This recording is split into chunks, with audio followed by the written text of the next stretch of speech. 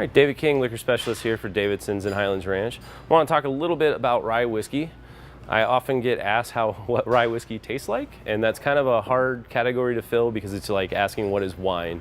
I try to simplify it for most people in forms of rye bread. I think that's just a product of me growing up in the DC area, that my first association with rye is rye bread. And in a lot of ways, to make whiskey, we're fermenting, we've got yeast, and we've got a final spirit. Over the past at least 5 years, we've had a good partnership with High West, which has allowed us to do single barrels.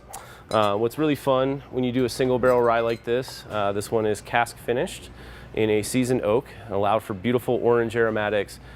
It has some good caramel moments, and so I would put that more as kind of like your marbled rye, kind of your buttered marble rye, where it's not too spicy, shows some earth, some floral notes, but it's rye, but it's not hammering on the palate.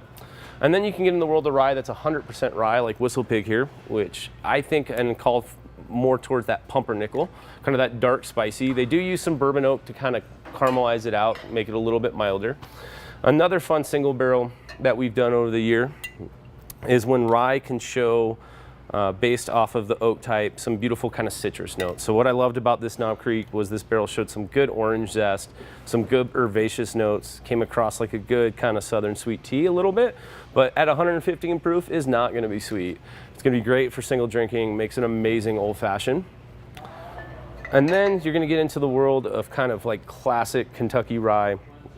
And I love this Rittenhouse for straight drinking, a lot of cocktails. This comes from the new Bernheim distillery at Heaven Hill.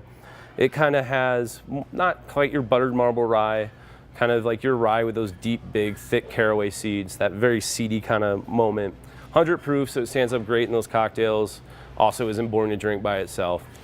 So a lot of times it's just really hard to surmise a whole category into like 3 simple sentences, but that's kind of where I kind of work off with customers to try to find them the right bottle of rye.